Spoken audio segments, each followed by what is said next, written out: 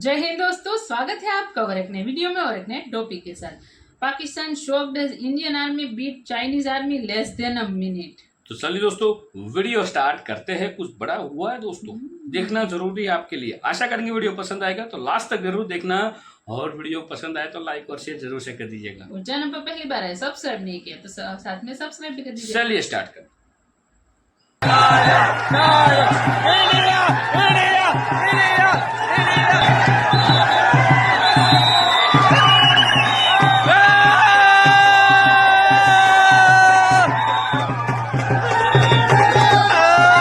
यार Indian army best जो आपने चाइनीज सोल्जर को भगाया ना। अबे कमाल भगाया। हाँ देखो ना उनके मुंह पे तमाचा ये वीडियो सामने आ गई है। चाइनीज छोटे होते हैं, शॉर्ट होते हैं। ये इंडिया आर्मी के गबरू जवान है, गबरू जवान की एक भी पड़ी हुई ना। 2 साल पहले 300 से ज्यादा बिलियन डॉलर चाइना में आ रहे थे इन्वेस्टमेंट्स, और 90% गिर के पिछले साल सिर्फ $30 बिलियन के फॉरेन डायरेक्ट इन्वेस्टमेंट्स आए चाइना में।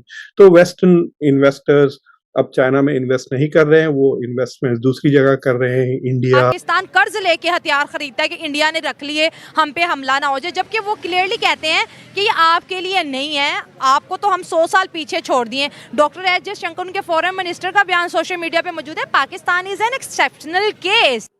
आपको पता है कि कल फॉरेन मिनिस्टर्स जो थे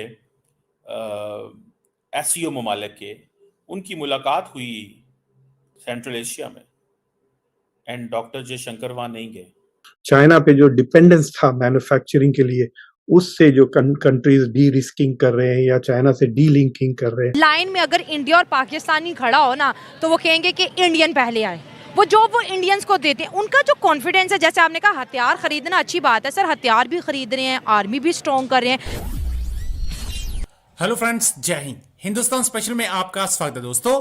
भारत और चीन के बीच सीमा विवाद हमेशा एक बड़ा मुद्दा रहा है। इसी बीच भारतीय सेना के जवानों ने टग ऑफ वॉर में चीनी सैनिकों को आसानी से मात दे दी। इसका एक वीडियो सामने आया है जो सोशल मीडिया पर जमकर वायरल हो रहा है। दरअसल संयुक्त राष्ट्र शांति रक्षा मिशन के तहत सूडान अफ्रीका में तैनाती के दौरान भारतीय सैनिकों और चीनी सैनिकों के बीच खेल प्रतियोगिता हुई। सेना के अधिकारियों ने मंगलवार को जानकारी देते हुए बताया कि टग ऑफ वॉर में दोनों देशों के सैनिक आमने सामने थे। दोनों देशों के सैनिकों के बीच यह बहुत ही रोमांचक मुकाबला रहा। इसमें भारतीय सैनिकों ने चीनी सैनिकों को हरा दिया। इस दौरान पूरे खेल की वीडियोग्राफी भी की गई। इस वीडियो में भारतीय सैनिकों को जीत के बाद जश्न मनाते हुए देखा जा सकता है। वही वीडियो वायरल होने के बाद भारतीय भी गर्व महसूस कर रहे हैं। बता दें कि संयुक्त राष्ट्र के शांति रक्षा मिशन का मकसद युद्ध प्रभावित देशों में सतत सुरक्षा और शांति स्थापित करना है।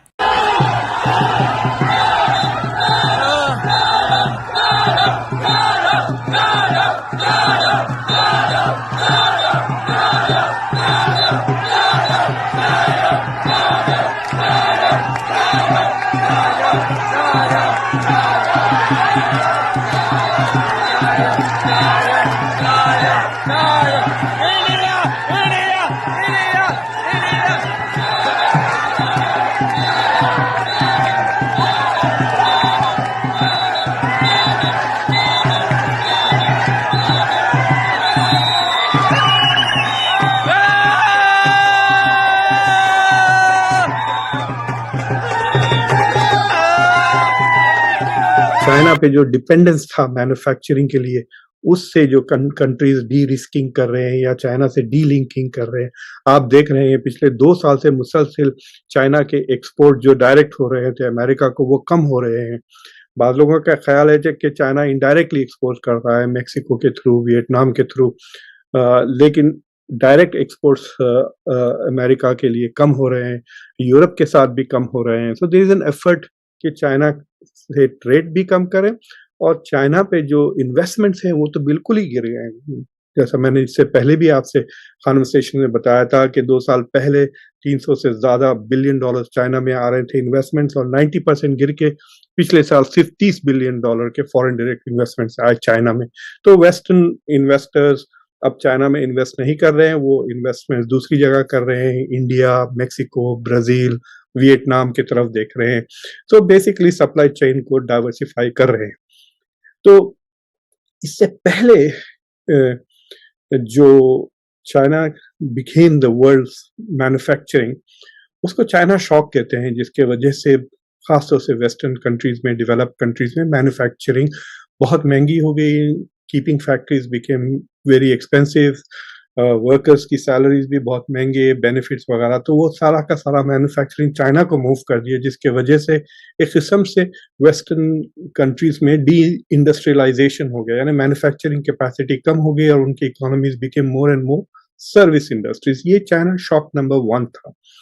लेकिन अब लोग चाइना शॉक 2.0 की बात कर रहे हैं, और ये जो चाइना का शॉक 2.0 है वो सिर्फ पिछले 1.5 साल से 2 साल से उसका जिक्र हो रहा है, और मैं उसके बारे में आपसे बात करूंगा। लेकिन उससे पहले कॉन्वर्सेशंस को सब्सक्राइब करें, वीडियो को लाइक करें, बेल आइकॉन जरूर दबाएं, और इस वीडियो को देखने के बाद इसे दूसरों के साथ जरूर शेयर करें।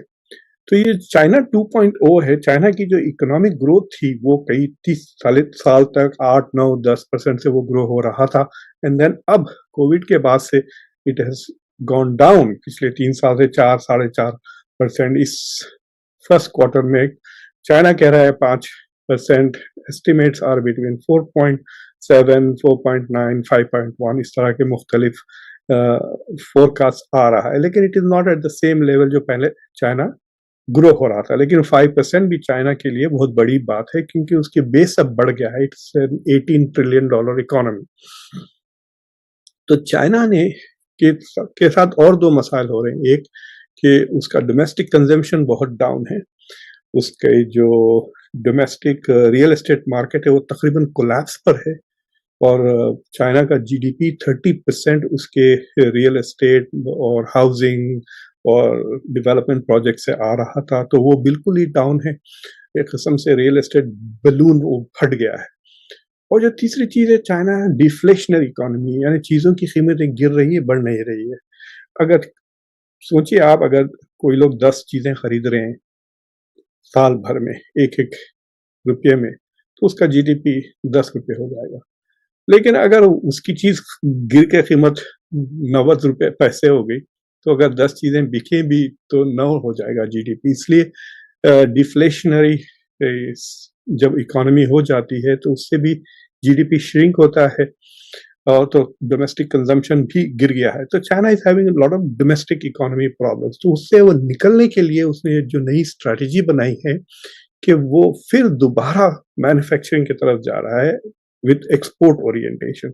लेकिन इस बार, पहले वो लो टेक चीजों में जा रहा था, अब वो बहुत ही हाई टेक, यानी जो ग्रीन एनर्जी है, AI based, artificial intelligence, solar cells, इस तरफ जा रहा है। और स्टेट्स ने बहुत कर्जे लेकर बहुत ज्यादा मैन्युफैक्चरिंग कैपेसिटी बना ली है, और इतनी सस्ते में बेच रहे हैं, इतनी हाई क्वालिटी चीजें कि यूरोप और अमेरिका बिल्कुल कम्पीट ही नहीं कर सकते हैं। अगर आप पिछले हफ्ते देखे, मैंने जो इलेक्ट्रिक व्हीकल्स पे कॉन्वर्सेशन किया, तो उसमें मैंने तफसील से बताया how the west is struggling to compete, और क्योंकि वो चाइना से कम्पीट नहीं कर सक रहे हैं, वो टैरिफ्स वगैरह बढ़ा दे रहे हैं, यानी कस्टम्स लगा रहे हैं चाइना के एक्सपोर्ट्स पे। अमेरिका तो 100% का लगा दिया।